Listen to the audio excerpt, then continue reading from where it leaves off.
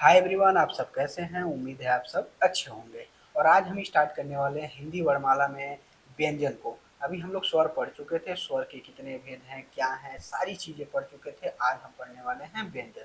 तो आप वीडियो को लाइक कर दीजिए, शेयर कर दीजिए। हम लोग बिना देर किए आते हैं चैप्टर पर। व्यंजन क्या होता है, ध्यान रखना है। व्यंजन किसको कहते हैं? व्यंजन ये बनाने खाने वाला व्यंजन नहीं है, ध्यान रखना है। क्या है? वर्णमाला का व्यंजन है। और ये जो स्वरों की सहायता से उच्चरित होते हैं उन्हीं को हम व्यंजन कहते हैं। जैसे हमने कहा क, तो क में ध्यान रखना है, अंत में आ रहा है ओ, यानी लिखते समय नहीं, क्या करना है, उच्चरित करते समय, यानी उच्चारण करते समय जो जो उनमें क्या होता है, उद्घोष होते हैं। कहने का मतलब क्या, कि जैसे हम कहें क, तो क में क्या है, अ, ख, तो क्या है, अ। यानी जो व्यंजन स्वर की सहायता से उच्चरित होते हैं उन्हीं को हम लोग क्या कहते हैं, व्यंजन कहते हैं। ठीक है। हिंदी में व्यंजनों की संख्या की बात कर लें तो हिंदी में कुल व्यंजनों की संख्या कितनी है, 33 है। फिर सोचते होंगे हम लोग तो पढ़ते थे 39 होते हैं, वो क्या होते हैं, ध्यान रखना। ये शुद्ध व्यंजनों की संख्या है। कितनी है? शुद्ध व्यंजन कह सकते हैं। बाकी जो व्यंजन है किसी न किसी से मिलकर बने हैं। जिसमें आता है क वर्ग, यानी क ख ग अंग। च वर्ग आता है टोटल, ट वर्ग आता है, त वर्ग आता है और प वर्ग आता है। कुल कितने वर्ग हो गए, ध्यान रखना। कुल 5 वर्ग इसमें आते हैं। और इन पांचों वर्गों को स्पर्श व्यंजन कहते हैं। क्या कहते हैं, ध्यान रखना। इसको हम लोग स्पर्श व्यंजन कहते हैं, यानी मुख के किसी न किसी भाग से स्पर्श करके निकलता है, इसीलिए इसको स्पर्श व्यंजन कहते हैं। जैसे क वर्ग जो भी निकलता है वो कंठ ध्वनियां होती है। च है तालव्य है, तो है मूर्धन्य है। यानी जो भी चीजें है ये क्या है, स्पर्श व्यंजन है। तो स्पर्श व्यंजनों की जो कुल संख्या है वो कितनी हो गई, 25 है। ध्यान रखना, इसकी संख्या कितनी हो गई, 25 स्पर्श व्यंजन होते हैं। 4 अंत अस्त व्यंजन होते हैं, जो य, र, ल और व है। इनकी कुल संख्या 4 है। ठीक है। बाकी जो आते हैं उष्म व्यंजन है, और उष्म व्यंजन में तीनों स आता है और ह आता है, यानी इसकी भी संख्या कितनी, 4 है। तो देखो कभी कभी तो क्वेश्चन ऐसे पूछ देता है कि अंत अस्त और उष्म व्यंजन की संख्या कितनी, यानी दोनों को कंबाइन कर दिया है। और जब दोनों को कंबाइन कर दिया तो मतलब संख्या कितनी हो गई, 8 हो गई। अगर पूछे अंत अस्त व्यंजनों की संख्या कितनी है तो 4, उसमें व्यंजनों की संख्या कितनी है, 4। 8 ये हो गए और 25 स्पर्श व्यंजन हैं, और इनको मिलाने के बाद संख्या कितनी हो गई, 33 हो गई। ठीक है।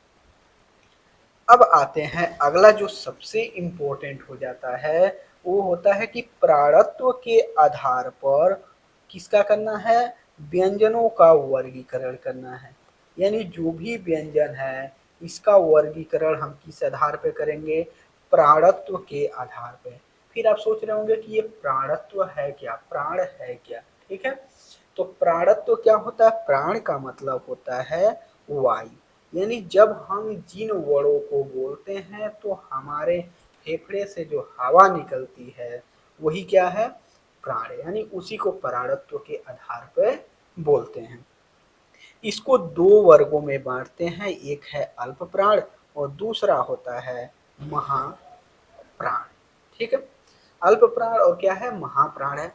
अल्प प्राण किसको कहेंगे, ध्यान रखना, जिनके उच्चारण में कम वायु निकलती है।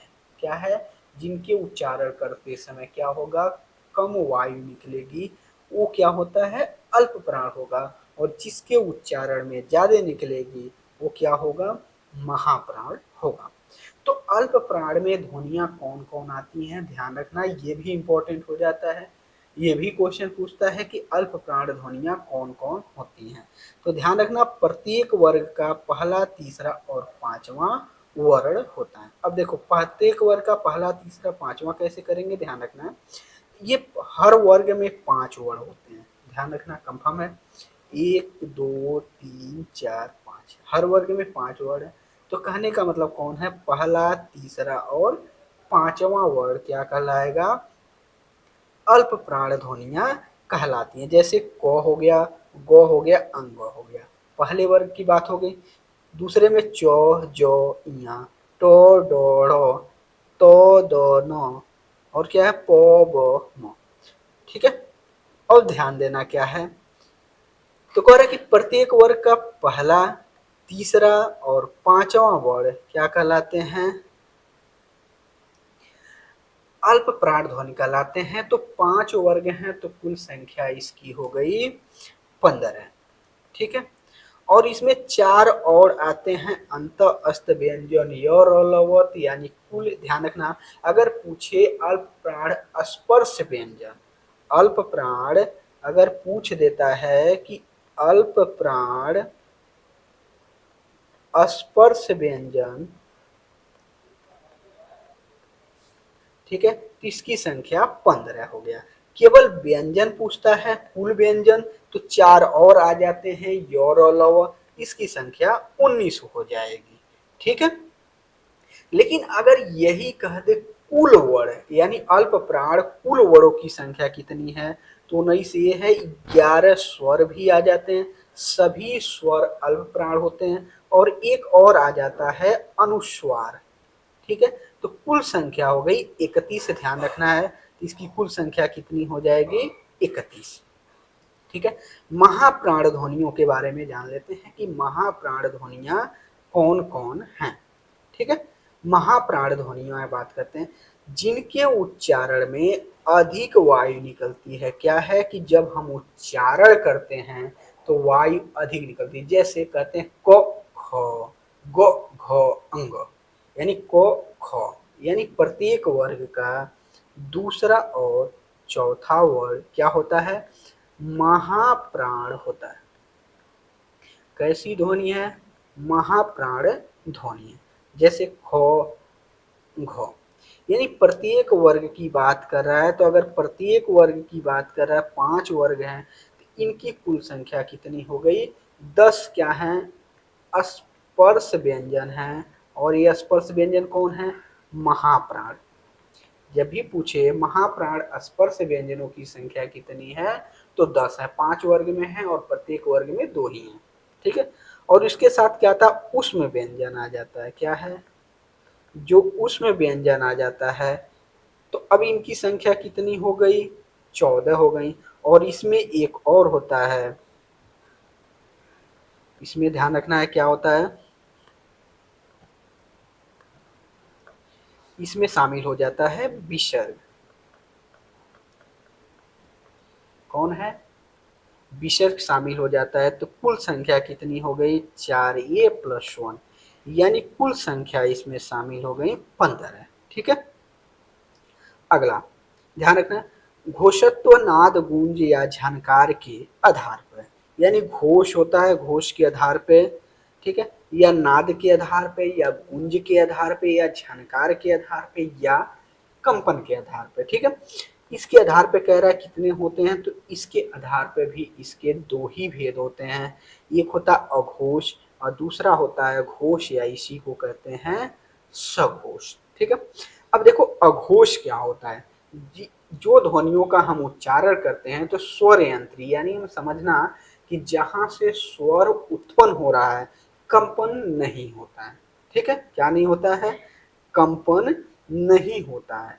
तो ज्यादा कंपन नहीं होगा तो उसको अघोष कहेंगे, ज्यादा कंपन होगा तो उसको सघोष या घोष कहते हैं।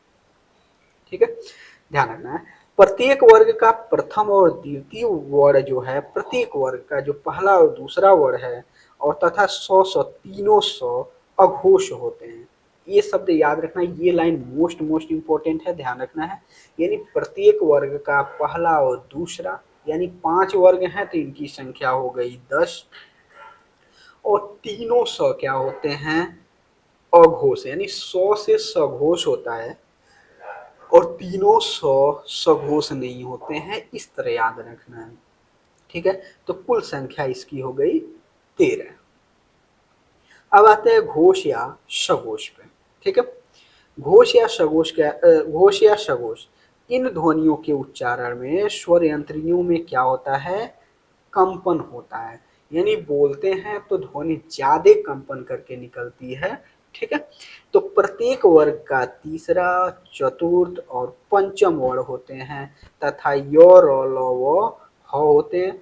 और ध्यान रखना है अंक और वह भी होते हैं। ठीक है, बाकी जो बच गए हैं वो सभी के सभी इसमें आ जाएंगे। कौन कौन, तीसरा, चौथा, पांचवा, यानी प्रत्येक वर्ग में अगर बात कर लें कि 5 वर्ण हैं तो 3 वो उसी में आ जाएंगे, यानी 15 क्या हो गए हैं, स्पर्श व्यंजन हो गए।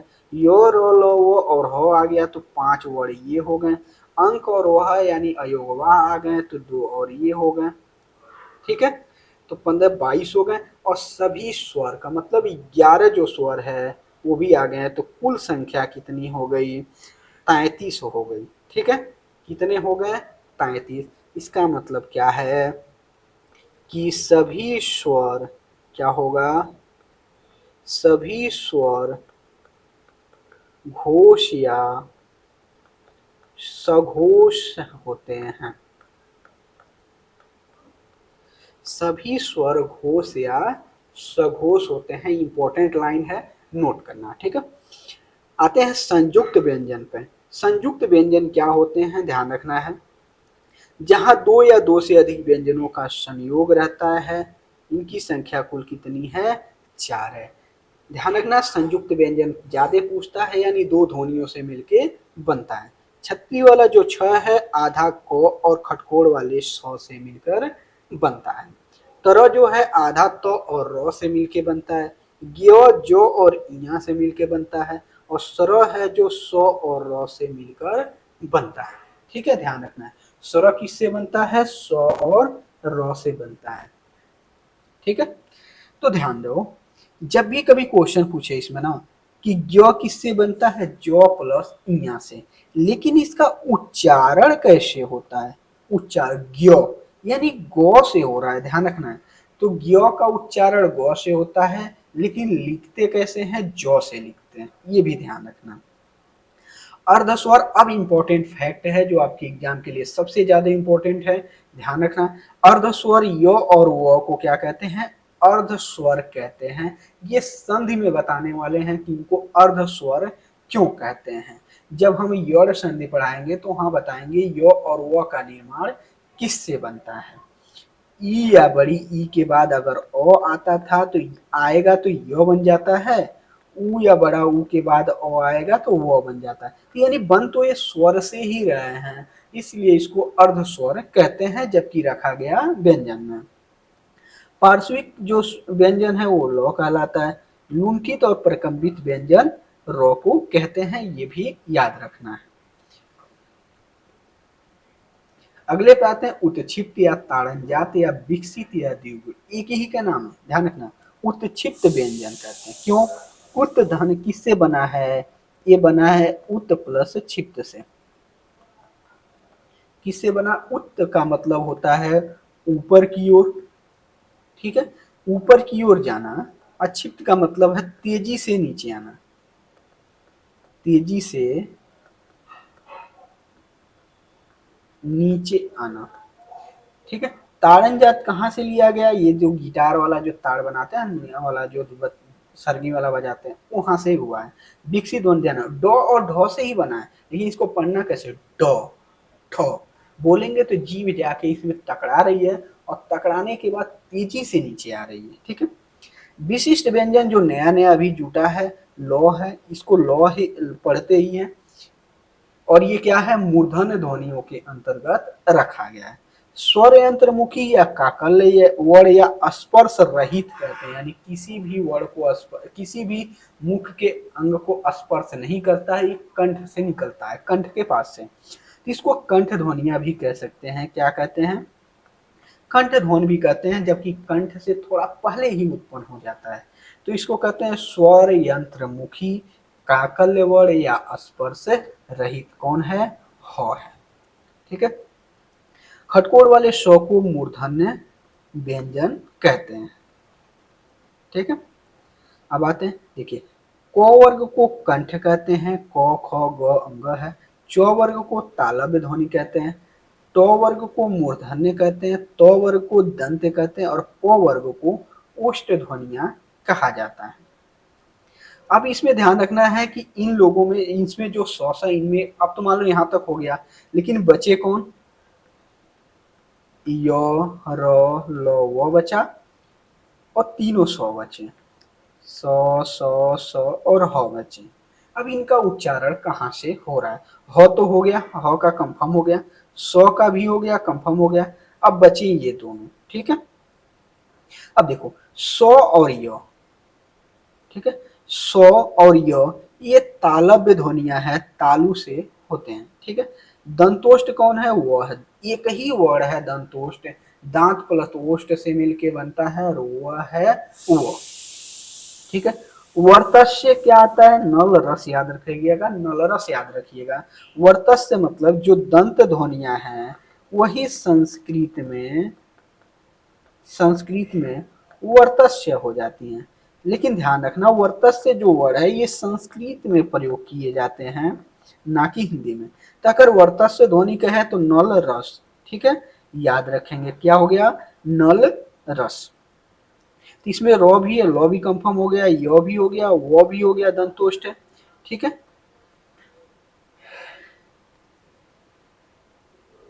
तो हम लोगों ने व्यंजन टोटल कवर कर लिया। एक बार देख लेते हैं व्यंजनों को। यानी व्यंजन क्या है, वर्ग 33 है। प्राणत्व के आधार पर दो अल्प प्राण और महाप्राण ध्वनियों में बांटते हैं। अल्प प्राणों की कुल संख्या 31 है, महाप्राण ध्वनियों की कुल संख्या 15 है। ठीक है, घोष और अघोष के आधार पर अगर बांटते हैं, घोष नाद गुंज के आधार पर अघोष और सघोष हो जाते हैं। अघोष वर्णों की संख्या 13 है, प्रत्येक वर्ग का पहला दूसरा और तीनों स है।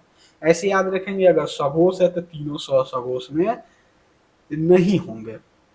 घोष और घोष अघोष के बाद की बात कर ले तो कुल संख्या 33 हो जाती है, जिनमें से इसमें 15 स्पर्श व्यंजन हो जाते हैं, 5 और व्यंजन य और ल व और ह हो जाते हैं, कुल संख्या 20 हो गई। 11 स्वर हो गए यानी 31 और अंक और ह यानी कुल संख्या 33 हो गई। ठीक है, संयुक्त व्यंजनों की संख्या 4 है, छ त्र य और श्र है।